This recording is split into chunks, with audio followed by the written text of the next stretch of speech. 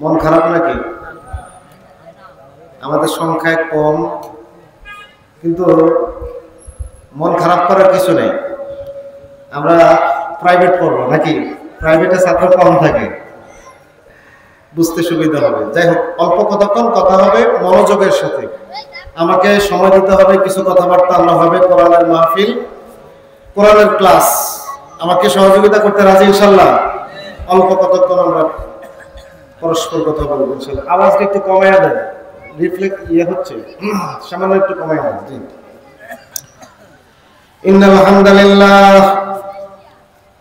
ইন্নাল হামদালিল্লাহি রাব্বিল আজমাতি ওয়া জাআলানা খায়রাল উম্মাহ সুম্মা আদখালানা ফি আহলিস সুন্নাতি ওয়াল জামাআহ ওয়া আখরাজানা মিন আহলিল বিদআতি ওয়াল ফিরকাতিল বাতিলাহ ونشهد أن سيدنا وسندنا وحبيبنا وحبيب ربنا ونور قلوبنا ونور عيوننا ونور عرش الله محمدا عبد الله ورسوله الذي أرسله بالحق بشيرا ونذيرا وداعيا إلى الله بإذنه وسراجا منيرا. فقد قال الله تعالى في كلامه المجيد والفرقان الحميد: أعوذ بالله من الشيطان الرجيم. بسم الله الرحمن الرحيم. قل متاع الدنيا قليل والآخرة خير لمن اتقى ولا تظلمون فتيلا. وقال الله تعالى في آية أخرى في محبة حبيبه صلى الله عليه وسلم آمرا ومخبرا: إن الله وملائكته يصلون على النبي يا أيها الذين آمنوا صلوا عليه وسلموا تسليما. اللهم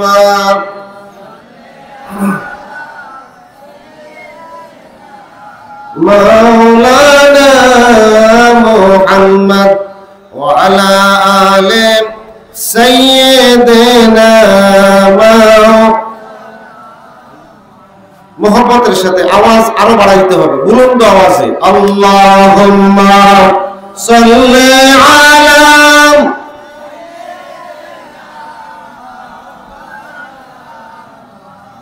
ওয়া আলা আলি سيدنا. हम सब मुसाफिर हैं, कब्र आखिर ठिकाना, कोई आगे रवाना है कोई पीछे रवाना. अल्लाहुम्मा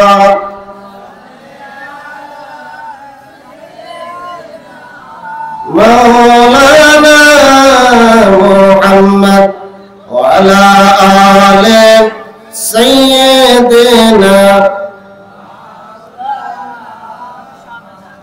मुहम्मदुन सय्यदुल कौनैन वस्सक़लैन والفريقين من عرب ومن عزم.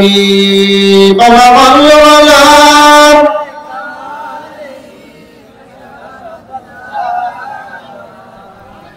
حسنت زمين وخصاله. سلموا يا قوم بل مصطفى ما جاء إلا রাহমাতাল লিল আলামিন। আম্মা বা'দ।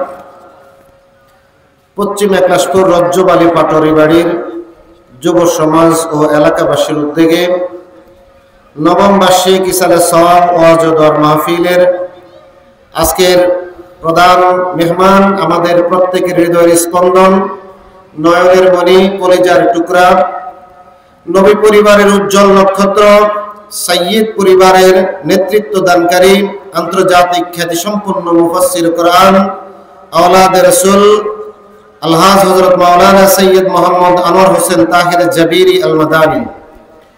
মঞ্চে উপবিষ্ট আছেন উস্তাজুল আসাতিজা, আমার প্রিয় সম্মানিত উস্তাদ, আলমিয়া ফাজিল মাদ্রাসার সাবেক প্রিন্সিপাল আলহাজ হযরত মাওলানা আবু হানিফ আব্দুল্লাহ সাহেব। আরো উপস্থিত আছেন আমার বন্ধুবর, একটু আগে যিনি অত্যন্ত চমৎকার কণ্ঠে অত্যন্ত সুন্দরভাবে যিনি আলোচনা পেশ করেছেন, হাফেজ মোহাম্মদ আমিনুল ইসলাম সাহেব। এবং আরো উপস্থিত আছেন অত্র দিনী এই মাহফিলের সম্মানিত সভাপতি জনাব মাস্টার মোহাম্মদ তাজুল ইসলাম পাটোয়ারি সাহেব সহ দিগার ওলামায়ে কেরাম, মেহমান বৃন্দ। বিশেষ করে আজকের প্রধান আকর্ষণ আমাদের সম্মানিত মুসল্লিনে কেরাম। মাইকের আওয়াজ যতটুকু যাচ্ছে, আমার সম্মানিতা সহজা সরলা মা এবং বোনেরা, আসসালামু আলাইকুম ওয়া রাহমাতুল্লাহি ওয়া বারাকাতুহু। আল্লাহ জাল্লা শানুহু এর শাহানশাহী দরগাহে হাজার কোটি লক্ষ কোটি শুকরিয়া জ্ঞাপন করি যে আল্লাহ সুবহানাহু ওয়া তাআলা আমাদেরকে সুস্থতার সাথে মাগরিবের নামাজ শেষ, এরপরে এশার নামাজ পড়ার তৌফিক দান করেছেন।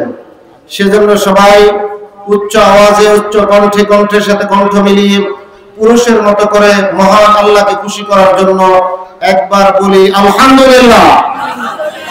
পড়েন হামদান কাসীরান তাইয়িবান মুবারাকান ফীহি লাকাল হামদু ইয়া রাব্বি কামা ইয়ানবাগি লিজালালি ওয়াজহিকা ওয়া আযীমি সুলতানিক। বলেন সবাই, বলেন লাকাল হামদু বিল ঈমান ওয়া লাকাল হামদু বিল ইসলাম। আজকের এই সবাই আসতে পেরে আমরা খুশি না বেজার? আওয়াজ দিয়ে বলতে হবে খুশি না বেজার? আমি আজকে আপনাদের সামনে সময় যেহেতু অল্প থাকে, আমরা সরাসরি বিষয়ের আলোকে কথা বলতে চাই। আজকে আমি যে বিষয়টি নিয়ে আলোচনা করব সেটা হচ্ছে জান্নাত এবং জাহান্নামের আলোচনা। জান্নাত এবং জাহান্নাম আছে এই বিশ্বাস আমাদের আছে না নাই?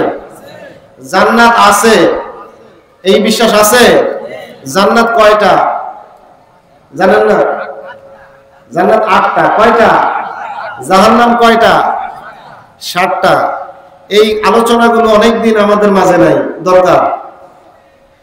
ইন্তেকালের পরে, মৃত্যুর পরে আমাদের অনেকগুলো জগৎ পাড়ি দিতে হবে। আলমে বরজখে আমাদেরকে থাকতে হবে, কবরে থাকতে হবে।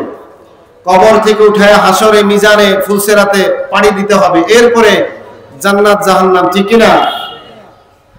তো আমরা সংক্ষেপে জান্নাত জাহান্নাম সম্পর্কে আলোচনা করব ইনশাআল্লাহ। এই পৃথিবীর জিন্দেগি, পৃথিবীর জীবন, এটা একটা পরীক্ষাগার। এমনি এমনিতে আল্লাহ পাক আমাকে আপনাকে পৃথিবীতে পাঠান নাই, আবার এমনি এমনি আল্লাহ পাক ছেড়েও দিবেন না, ঠিক কিনা? আপনার আমার জন্য এই নির্দিষ্ট হায়াত আল্লাহ পাক দিয়েছেন। এর কারণ হচ্ছে লিয়াবলুয়াকুম আইয়ুকুম আহসানু আমালা। আল্লাহ পাক পরীক্ষা করে দেখতে চান কারা এই জিন্দেগির জীবন পেয়ে আমার আল্লাহর নির্দেশনা অনুযায়ী নিজেদের আমলে জিন্দেগি গঠন করেছে, আখিরাতের জন্য সামানা তৈরি করেছে।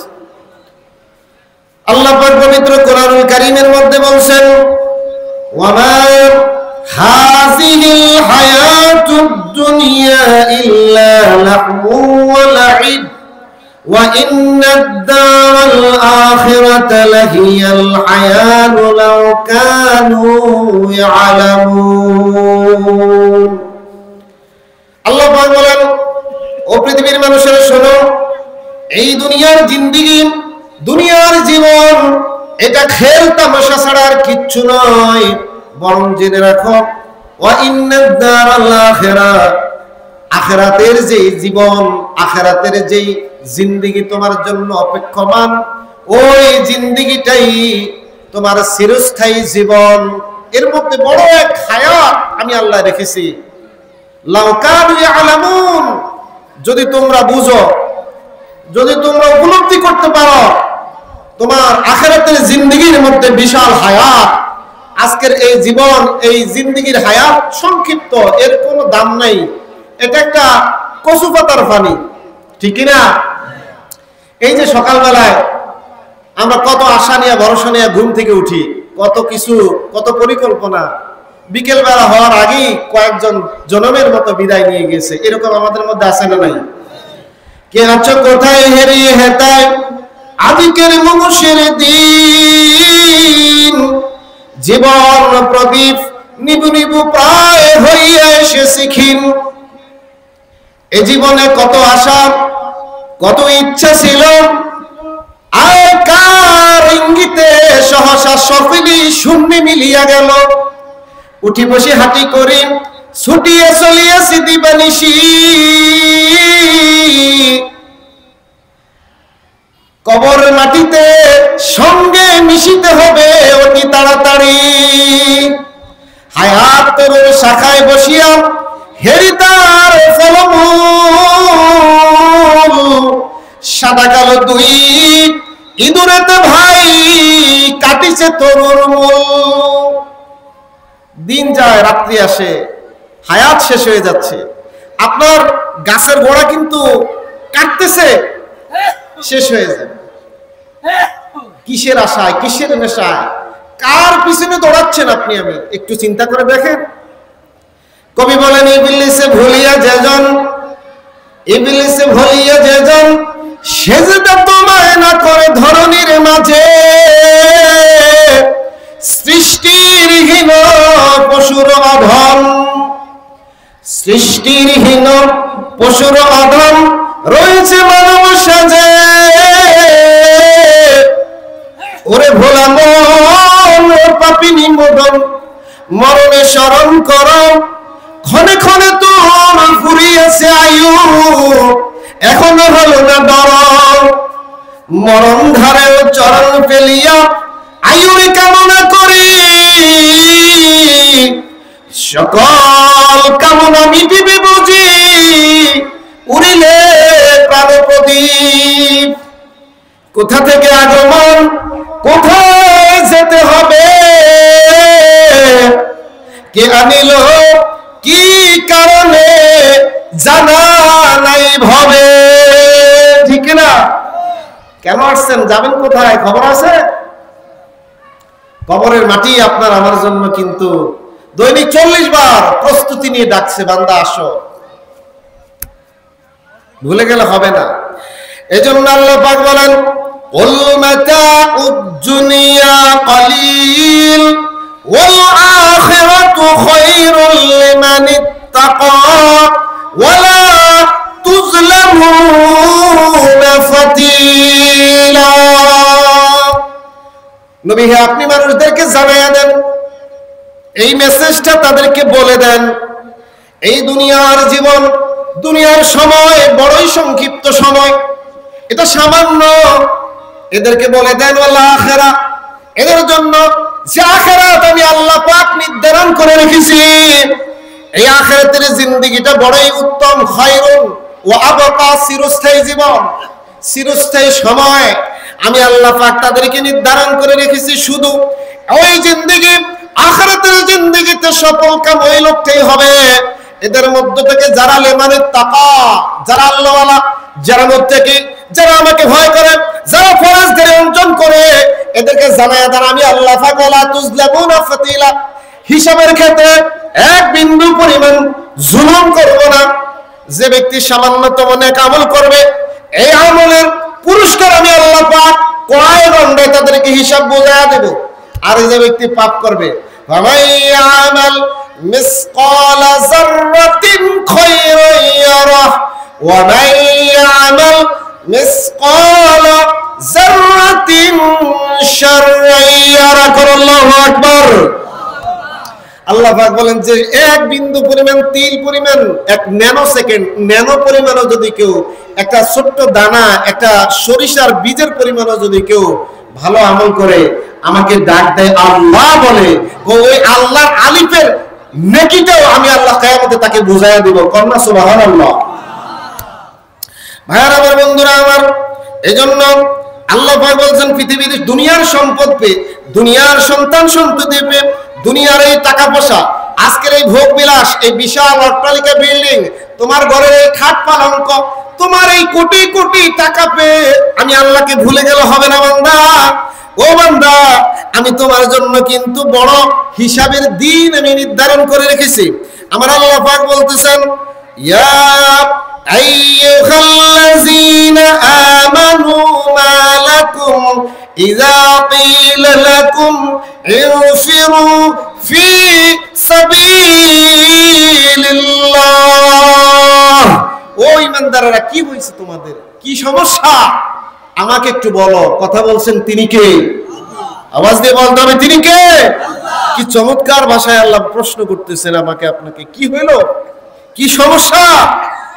ইযা ক্বিলা লাকুম ইনফিরু ফি সাবিলিল্লাহ, যখন আলেম ওলামারা তোমাদেরকে ওয়াজে মাহফিলে মসজিদে জায়গায় বেজায়গায় যখন তোমাদেরকে বলে, বাবাজিরা, বন্ধুরা, ভাইয়েরা, আসেন এক আল্লাহর রাস্তায় আমরা সবাই নামাজি হয়ে যাই, আমরা সবাই আল্লাহর দল হয়ে যাই, আমরা কোরআনের আইন প্রতিষ্ঠা করি, যখন তোমাদেরকে আহ্বান করে, তখন তোমরা হাজারটা যুক্তি দেওয়া শুরু করো। কারণটা কি? এক্সকিউজ। আহারে, কত তোমার ব্যস্ততা, তুমি এই সমস্যা না, ওই সমস্যা, ওইটা না, হুজুর আজকে হবে না, কালকা, কালকা না, পরশু, একজনে ভালো কোনো আয়োজন করলে ওইটা নিয়ে কত রকমের কথাবার্তা, এত কিছু কেন? আমার আল্লাহ প্রশ্ন করতেছেন, কি সমস্যা তোমাদের? ইসসাকালতুম ইলাল আরদ, জমিনে ধসে পড়ে একদম বসে পড়তেছো, লাগানো যায় না, ধাক্কাও তোমার মসজিদে নেওয়া যায় না। কারণটা কি? কারণ কি? আহা, আরাদিতুম বিল হায়াতিদ দুনিয়া, এই দুনিয়ার সামান্য জিন্দেগিটা পাইয়া বান্দা তুমি খুশি হয়ে গেছো, তুমি সন্তুষ্ট হও। তুমি আজকে এই সামান্য দুনিয়ার কয়টা টাকা পাইয়া আজকে আমাকে ভুলে গেছো, নিজেকে সন্তুষ্ট মনে করতেছো। তুমি দেখ, জানো না অন্তলিকো, তুমি এখনো বুঝতে পারো না তোমার জন্য আমি আল্লাহ পাক কি প্রস্তুত করে রেখেছি। কন্যা সুবহানাল্লাহ।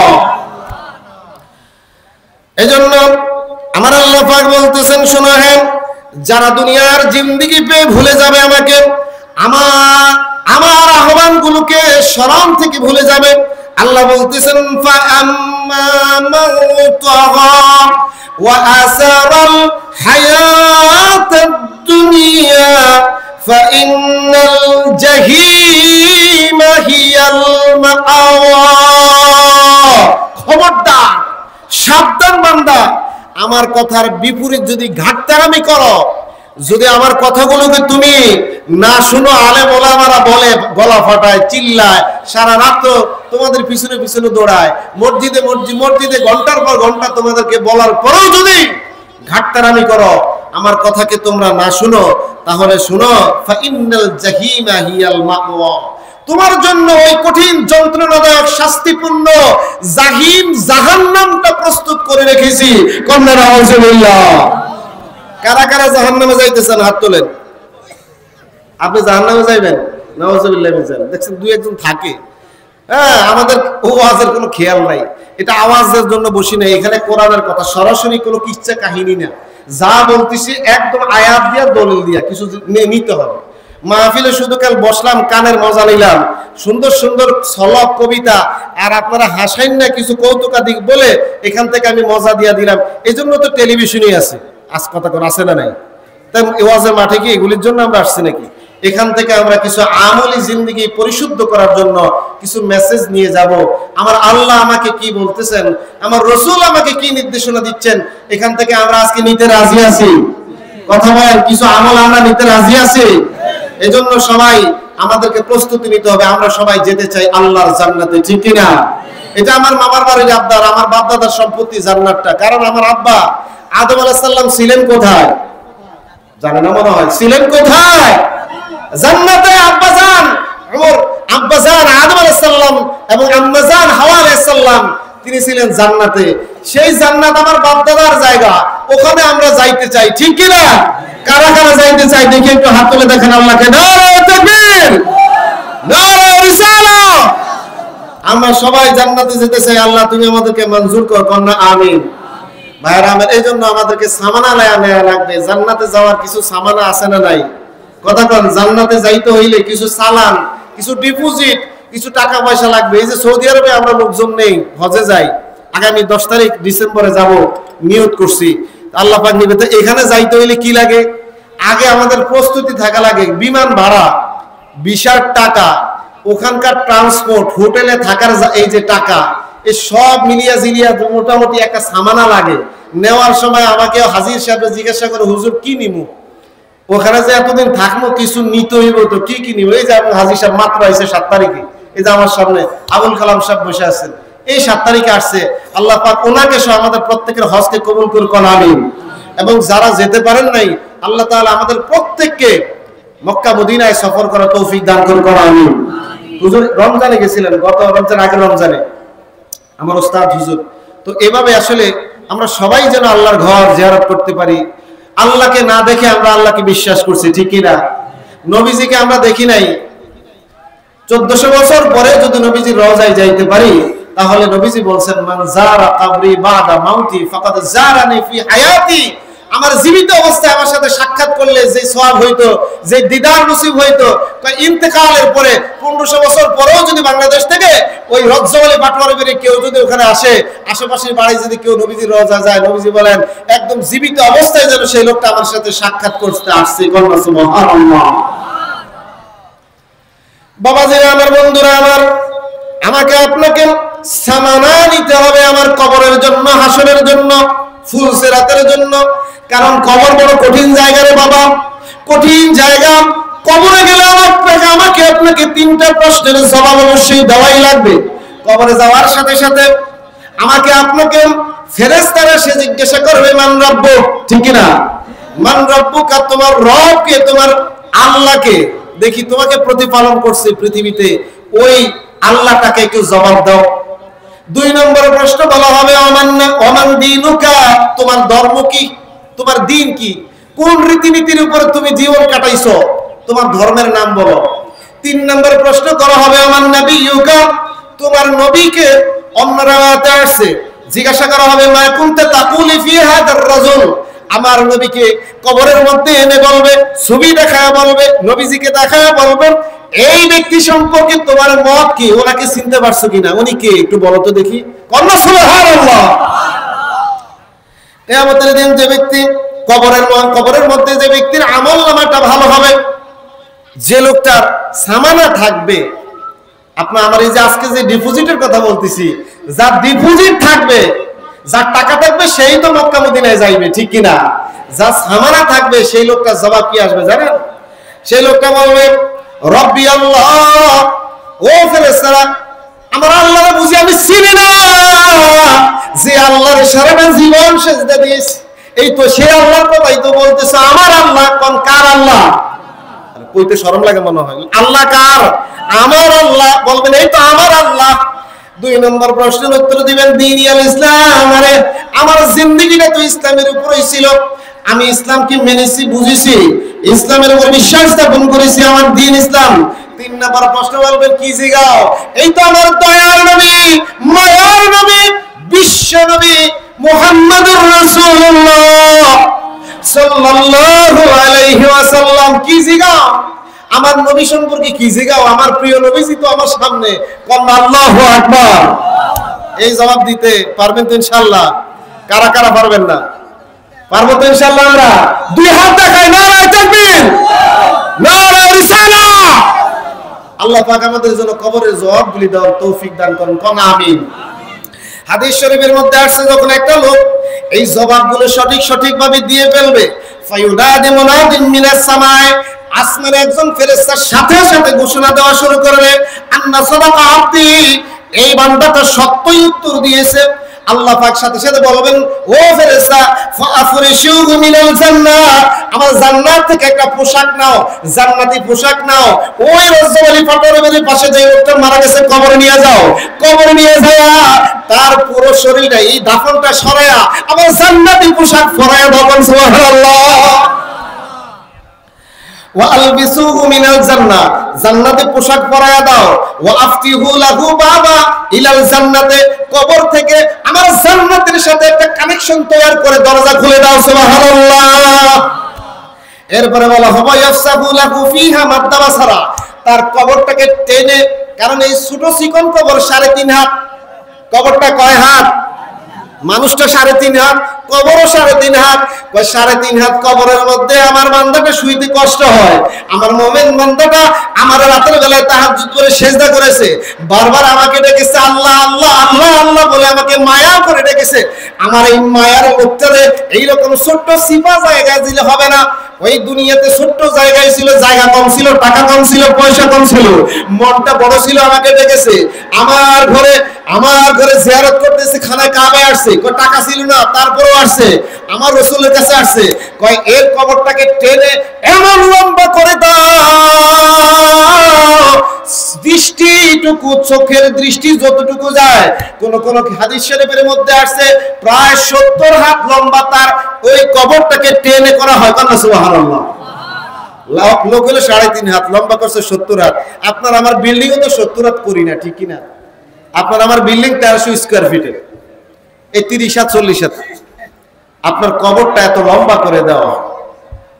এটা হচ্ছে জান্নাতি লোক যারা হবে তাদের পুরস্কার। সালাম, তাদের পুরস্কার। কারণ আল্লাহুম্মা সাল্লি আলা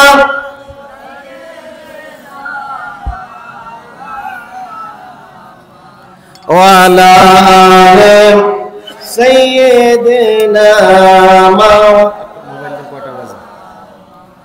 আল্লাহুম্মা সাল্লি আলা, টাইমটা তো ঠিক নেই, 20টা 30টা ইয়া করে দাও। ওয়া আলা আলি সাইয়্যিদিনা মা, যে লোকটা জবাব দিতে না পারবে, কবরের মধ্যে প্রশ্নের উত্তর দিতে না পারবে, ওই ব্যক্তি সম্পর্কে হাদিস শরীফের মধ্যে আসছে, ওই ফেরেশতাকে বলেন আন্নাকা যাবা, এই বান্দাটা মিথ্যা কথা বলেছে, সঠিক উত্তর দিতে পারে নাই। ফাআফরিশুহু মিনান নার, এই লোকটাকে জাহান্নাম থেকে বিছানা নিয়ে যাও। ওয়া আলবিসুহু মিনান নারে, জাহান্নামের পোশাক পরায়া দাও। ওয়াফতাহু লাহু বাবা ইলান নার, জাহান্নামের সাথে তার কবরের একটা দরজা খুলে দাও। ফায়াতিহি মিন হাররিহা ওয়া সামুমিহা, হাদিস শরীফের মধ্যে আছে ওই দরজা দিয়া তার কবরের মধ্যে হিসাবের আগে তার কবরের সাথে জাহান্নামের সংযোগের কারণে জাহান্নামের যে কঠিন গরম, জাহান্নামের যে সিদ্ধ অর্থাৎ ফুটন্ত যে পানি, এই রকম পানি তাকে পান করতে দেওয়া হয়। ওই রকম জাহান্নামের আগুনের যে দরজা, ওই দরজার কারণে জাহান্নাম তার কবরের মধ্যে তৈরি করে দেওয়া হয়। এবং ওয়াদিকু আলাইহি কবরা, তার কবরটাকে এত সংকীর্ণ করা হয়। হাদিস শরীফের মধ্যে আসছে মাটিটা একদিক থেকে চাপা দেয়, অন্যদিকে যায়, এই পাশের মাটি ওই পাশে, ওই পাশের মাটি এই পাশে, হাত্তা তাখতালিফা ফীহি আদলাউহু, তার ডান পাশের হাত বাম পাশে চলে যায়, বাম পাশের হাতটা ডান পাশে চলে আসে। এই লোকটা অত্যন্ত কঠিন অবস্থায় পড়ে যায়।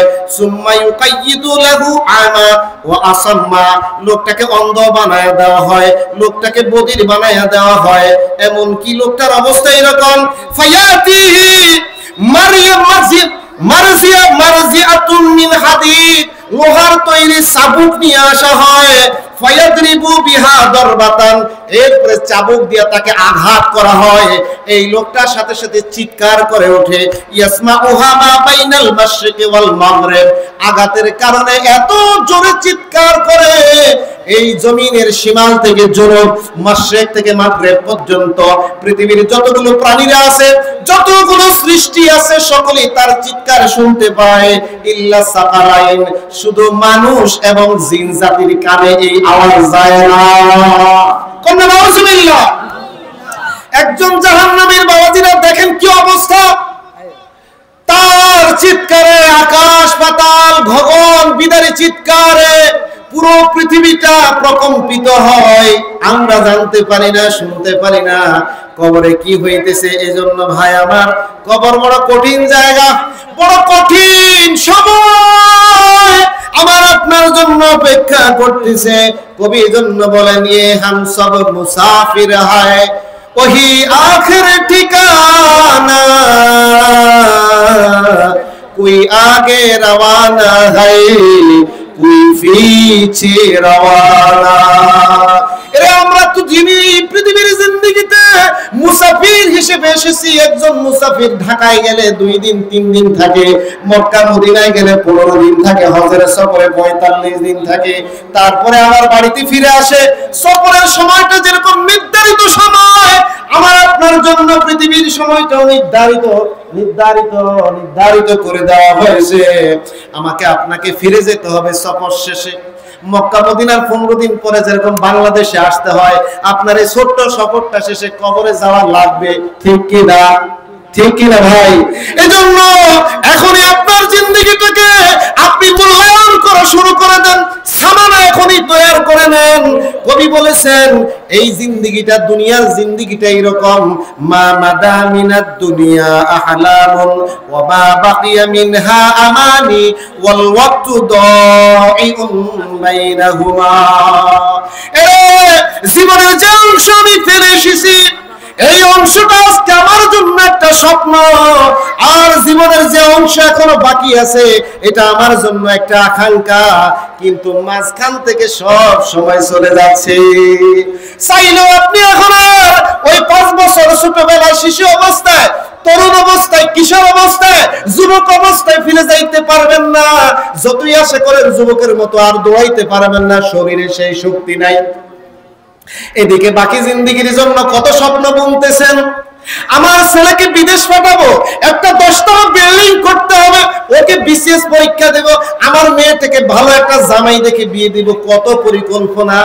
হঠাৎ করে আজরাইল সাহেব এসে বলতেছে, বান্দা প্রস্তুতি নাও, শেষ সময়, স্বপ্ন শেষ হয়ে যাবে, পিছনের সময় শেষ হয়ে গেছে। ভাই রে, সময় শেষ, আর একটা সময় পাবেন না। It is the high time.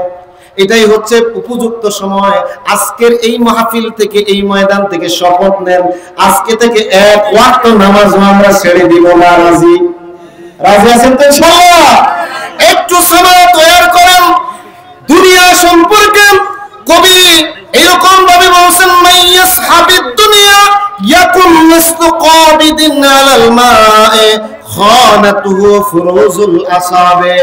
যারা দুনিয়ারে ভালোবাসে, দুনিয়ার জীবনকে ভালোবাসে, তাদের উদাহরণ হলো এরকম, তারা যেন পানিকে খামচিয়ে ধরেছে, কিন্তু পানিগুলো তার আঙ্গুলের ফাঁকা দিয়ে বের হয়ে গিয়েছে।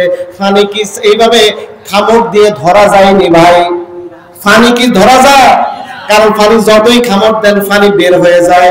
দুনিয়ার জীবনকে যতই খামড় দেন আপনি, যতই আপনি মনে করেন দুনিয়া ধরে রাখবেন, দুনিয়াতে চিরস্থায়ীর জন্য থাকবেন, ভাইরে কোনোভাবেই সম্ভব না। দুনিয়া থেকে আপনাকে বিদায় নিতেই হবে। এই ফাঁকা দিয়ে হায়াত বের হয়ে গিয়েছে, সময় শেষ হয়ে যাবে। আজকেই সময় শপথ নেন, এরপর থেকে আগামী ফজর নামাজের পর থেকে একটা নামাজও ছেড়ে দিব না। সুযোগ থাকলে আমি উমরা করতে যাব, হজ করতে যাব, যদি সময় থাকে এখন থেকে তাহাজ্জুদ পড়া শুরু করে দিব। রাজি আছি? আল্লাহ কবুল করে, আমিন। আরেকটি বিষয়, মাহফিল নিয়ে আমি এই বিশেষ করে রজ্জবালি বা পাটোয়ারি বাড়ির মাহফিলটা আমার আব্বাজান শুরু করছে। এটাকে আপনারা জানেন, একদম শুরুতে উনি এটা শুরু করছেন, এবং এখানে আমাদের দুইজন শ্রদ্ধেয় আমাদের মহামুরব্বী ওনারা আসতেন। বিশেষ করে আব্বাজান রহমতুল্লাহ আলাই, সন্তোষপুরের আমাদের পিসা হুজুর, আমাদের প্রত্যেকের মহামুরব্বী মোহাম্মদ বিন মুস্তাউদ্দিন রহমতুল্লাহ আলাই, উনি এখানে আসতেন। ওনারা দুইজন একদম কমন এখানে ছিলেন, ঠিক না? এই মাহফিলটা ঐতিহ্যবাহী একটা মাহফিল। যত মাহফিল হবে তত ভালো, আমরা চাই মাহফিল হোক, কিন্তু সমস্যা হলো আজকের মাহফিলগুলো নিয়ে কিন্তু বিভিন্ন রকমের এই তালবাজি শুরু হয়ে যায়, ষড়যন্ত্র শুরু হয়ে যায়, সমালোচনা শুরু হয়ে যায়। তবে এটা ঠিক আছে, আমি মাহফিল কমিটিকে বলবো, আপনারা এইভাবে মাহফিল আয়োজন করলে সমালোচনা হবেই, কারণ আমি একটু আগে পোস্টারের মধ্যে দেখলাম যে একটা নাম এখানে আছে, সেটা হচ্ছে আমাদের সম্মানিত, উনি অনেক বড় একজন মানুষ, রাকিব হোসেন টুটুল পাটোয়ারি। উনি একজন বিশিষ্ট ব্যবসায়ী, স্বত্বাধিকারী প্রিমিয়ার ব্যাপারী সাহেব, প্রিমিয়ার ডিজ এবং চেয়ারম্যান মোহাম্মদ ওয়ার হাউস। আসলে ওনার নামটা আওলাদ রাসূল হুজুরের পরে দেওয়াটা ভুল হয়েছে, ওনারা আমার কাছে স্বীকারও করছে মাহফিল কমিটি। ওনার নামটা আসলে যদি সভাপতির একটু উপরে দিয়া, বিশেষ করে যারা লোকাল মেহমান থাকে ওনাদের নামটা, এটা যেহেতু ওয়াজের ময়দান, ওনাদের রাজনৈতিক ময়দানে ওনাদের নাম আগে থাকুক বা ওনাদের অনুষ্ঠানে, কিন্তু এটা হলো আলেম ওলামার অনুষ্ঠান, ঠিক কিনা? এটা তো আলেম ওলামার ক্লাস। তো এই জায়গায় আলেম ওলামাদেরকে আমি আহ্বান জানাবো, আপনারা সামনের দিকে উপরের দিকে রাখার চেষ্টা করবেন। আপনারা রাগ করেন আর যাই করেন, আগামী বছর দাওয়াত না দিলে অসুবিধা নাই, সত্য কথা তিতা হইলেও বলতে হবে। আলেমদেরকে সঠিক সম্মান দেওয়া দরকার আছে না নাই? দেওয়া লাগবে কিনা? ওনারা সতর্ক হবে, এই আহ্বান জানাই।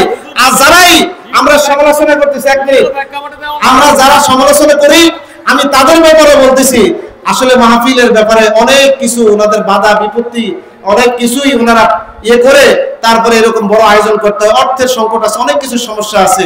তো আপনারাও সহযোগিতা করার চেষ্টা করবেন, দিনই এই মার্কাজ যেন দীর্ঘস্থায়ী দীর্ঘদিন থাকে। এবং সভাপতি সাহেব কিন্তু যোগ্য মানুষ, ভালো মানুষ, এবং ওনাকে আমি আগে থেকেই দেখেছি যে এখানে উনি সভাপতি হিসেবে ছিলেন। যাই হোক, আমরা ওনাকেও ওনার সম্মানে বলতেছি, উনি যেন এই মাহফিলকে সুন্দরভাবে পরিচালনা করে আগামীতে। ওমা তৌফিক ইল্লা বিল্লাহ। দোয়া চাচ্ছি, আপনারা সবাই আমার জন্য খাস করে দোয়া করবেন, আব্বাজানের জন্য দোয়া করবেন। আল্লাহ পাক আমাদের প্রত্যেককে কবুল করুক, গুনাহগুলিকে মাফ করে দিয়ে জান্নাতে যাওয়ার তৌফিক দান করুন, আমিন সুম্মা আমিন। ওয়া আখির দাওয়ানা আলহামদুলিল্লাহি রাব্বিল আলামিন। আসসালামু আলাইকুম ওয়া রাহমাতুল্লাহি ওয়া বারাকাতুহু।